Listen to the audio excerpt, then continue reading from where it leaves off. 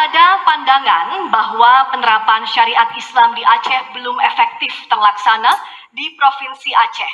Pertanyaannya, apa strategi yang akan saudara paslon lakukan agar penerapan syariat Islam efektif dan sesuai dengan ketentuan maqasid syariah atau ketentuan syariat?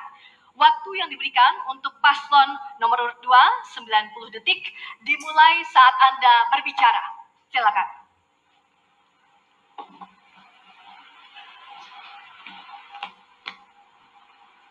Sesuai dengan visi misi kita.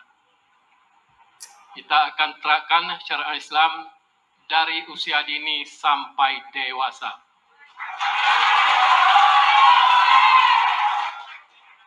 Yang kedua, proses belajar Islam dari kampung sampai ke kota-kota, bahkan di masjid dan madrasah. Kita akan terapkan Islam yang kafah. Kemudian,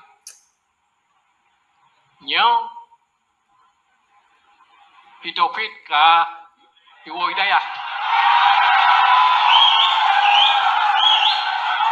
Terserah Pak Ji untuk pujuk ipegat atau hanji ipegat. Terima kasih.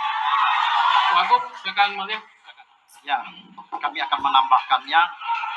Syariat Islam di Aceh akan kita jalankan dan seluruh proses hukum kami melibatkan sesuai dengan keputusan alim ulama. Disinilah fungsinya alim ulama. Karena itulah kami tahu bahwa daerah Aceh, Provinsi Aceh, daerah Serambi Mekah yang dulunya dikenal, wajarlah kita menerapkan syariat Islam dengan para pendatang dan seluruh penjuru pun akan datang melihat bagaimana Islam yang seharusnya yang sebenarnya di Aceh. Mencermati jawaban dari pasangan nomor urut 2 terhadap pertanyaan panelis dapat disimpulkan sebagai berikut. 1. Penerapan syariat Islam dari usia dini sampai dewasa bukan menyangkut strategi, dan itu di luar konteks jawaban yang substansial. Karena usia dini hingga dewasa adalah usia masyarakat Aceh.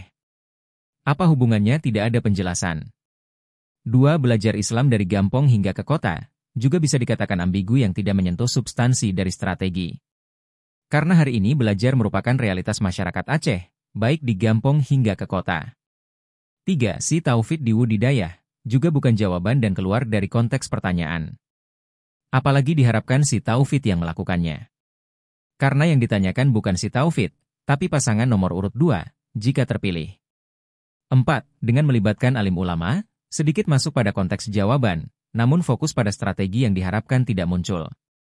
Hanya menggambarkan realitas kehidupan masyarakat Aceh dengan penerapan syariat Islam seperti apa adanya.